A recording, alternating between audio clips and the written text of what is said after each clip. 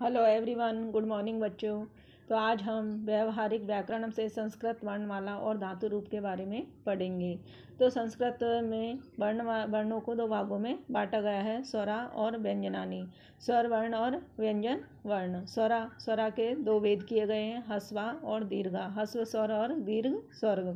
ह्रस्व स्वर में ए, ई, ऊ, ऋषि और ली आते हैं। इसी तरह से दीर्घ स्वर यानी ह्रस्व यानी छोटे, दीर्घ यानी बड़े स्वर। बड़े स्वर में आ, ई, ऊ, ऋषि, ए और ओ और औ आदि आते हैं। व्यंजनानी। इसी तरह से व्यंजनों को वर्ग में बांटा गया है, क वर्ग, च वर्ग, ट वर्ग, त वर्ग, प वर्ग, अंतस्थ वर्ण और ऊष्माण वर्ण। जैसे कि क वर्ग में आएंगे क, ख, ग, घ, ण। च वर्ग में च, छ, ज, ण। ट वर्ग में ट, ठ, ड, ण। त वर्ग में त, थ, द, न। प वर्ग में प, फ, व, भ, म। अंतस्थ वर्ण य, र, ल, व अंतस्थ वर्ण कहलाते हैं। ऊष्माण वर्ण में स और ह ऊष्माण वर्ण कहलाते हैं। अयोगवाग वर्ण में अंग यानी अनुस्वार, एह और विसर्ग, ये दोनों वर्ण अयोगवाग वर्ण में आते हैं। संयुक्त व्यंजनानी। तो संयुक्त व्यंजन किसे कहते हैं?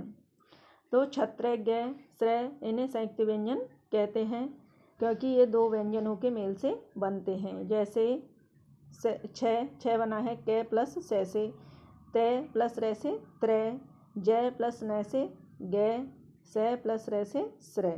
तो इन्हें संयुक्त व्यंजन कहते हैं, क्योंकि ये दो व्यंजनों के मेल से बनते हैं। अब है वर्ण संयोजनम।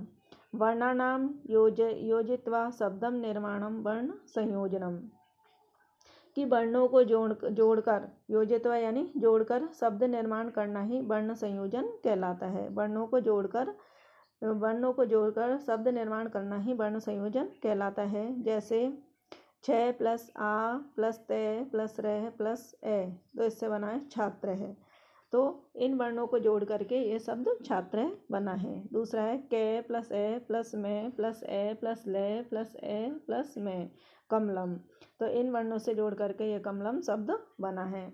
इसी तरह से क प्लस ए प्लस क प्लस ए प्लस आ कक्षा, ब प्लस ई प्लस द प्लस ये प्लस आ विद्या।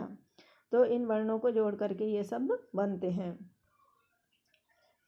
सेकंड है वर्ण विन्यास। शब्दस्य वर्णानाम पृथकम करणम वर्णम विन्यासम। कि किसी शब्द में आए वर्णों यानी स्वर और व्यंजन को अलग अलग करके लिखना वर्ण विच्छेद कहलाता है या वर्ण विन्यास कहलाता है। कि किसी शब्द में आए वर्ण यानी स्वर और व्यंजन को अलग अलग करके लिखना वर्ण विन्यास कहलाता है। जैसे नृप शब्द में इस नृप शब्द का विच्छेद करेंगे। जैसे न प्लस र, न प्लस ऋषि प्लस प प्लस ए, तो इससे बनता है नृप। इसी तरह से भ्राता में सब वर्णों को अलग अलग करके लिखेंगे। भ प्लस र प्लस आ प्लस त प्लस आ, तो इससे बना है भ्राता। चंद्र, च प्लस ए प्लस न प्लस द प्लस र प्लस ए, चंद्र। गजा, ग प्लस ए प्लस ज प्लस आ, गजा। तो इस तरह से ये वर्ण विन्यास यानी वर्णों को अलग अलग करके लिखना ये वर्ण विन्यास कहलाता है। इसके बाद है धातु रूप। धातु रूपाणी। तो सबसे पहले हमें क्रिया के बारे में जानते हैं कि क्रिया किसे कहते हैं। कि जिन शब्दों से कार्य के करने या होने का बोध हो उसे क्रिया कहते हैं। संस्कृत में क्रिया शब्दों के मूल रूप को धातु कहते हैं। जैसे पठती का पठ, गच्छति का गच्छ धातु या गम धातु। तो इसमें जो धातु है वही क्रिया कहलाती है और इसके मूल रूप को धातु कहते हैं।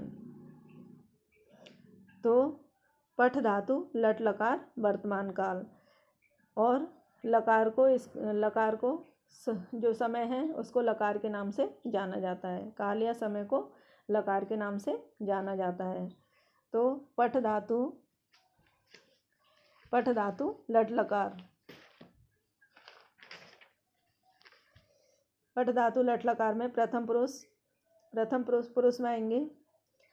प्रथम पुरुष, मध्यम पुरुष और उत्तम पुरुष, एक वचनम, द्विवचनम और बहुवचनम। तो वर्तमान काल किसे कहते हैं? तो क्रिया के जिस रूप से उसके वर्तमान समय में होने का पता चलता है या उसे वर्तमान काल कहते हैं। इसमें रहे, रही आदि आते हैं। जैसे पठती, तो इनको हम कर्ता के साथ लगा करके पढ़ेंगे। स पठती यानी वह पढ़ता है। तौ पठत, वे दोनों पढ़ते हैं। ते पठंती यानी वे सब पढ़ते हैं। इसी तरह से मध्यम पुरुष में त्वम पठसी, तुम पढ़ते हो। युवाम पठत, तुम दोनों पढ़ते हो। यूयम पठत, तुम सब पढ़ते हो। इसी तरह से उत्तम पुरुष में पठामी, अहम पठामी, मैं पढ़ता हूँ। आवाम पठाम, हम दोनों पढ़ते हैं। वयम पठामे, हम सब पढ़ते हैं। तो यह वर्तमान काल का रूप है। इस तरह से पठ धातु लिट लकार भविष्यत काल क्रिया के जिस रूप से कार्य के आने वाले समय में होने का पता चलता है उसे भविष्यत काल कहते हैं। इसमें गागेगी जैसे शब्द आते हैं।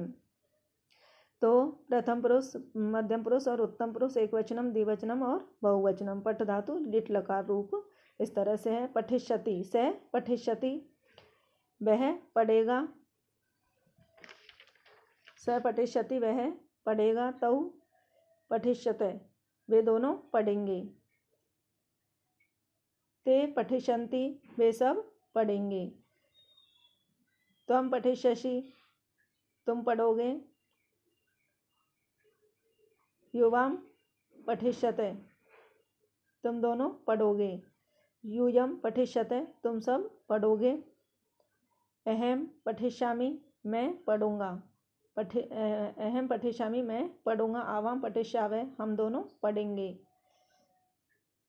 वयम पठिष्यामः, हम सब पढ़ेंगे। तो इस तरह से ये क्रिया के रूप कर्ता के साथ बनेंगे।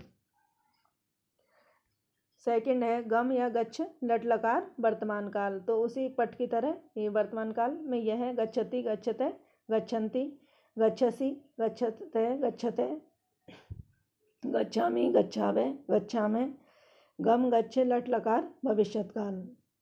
लिट लकार भविष्यत काल में गमिष्यति, गमिष्यते, गमिष्यन्ति, गमिष्यसि, गमिष्यते, गमिष्यते, गमिष्यामि, गमिष्यामि, गमिष्यामि। तो बच्चों इन संस्कृत वर्णमाला और धातु रूप को कॉपी में कीजिए और याद करिए। धन्यवाद।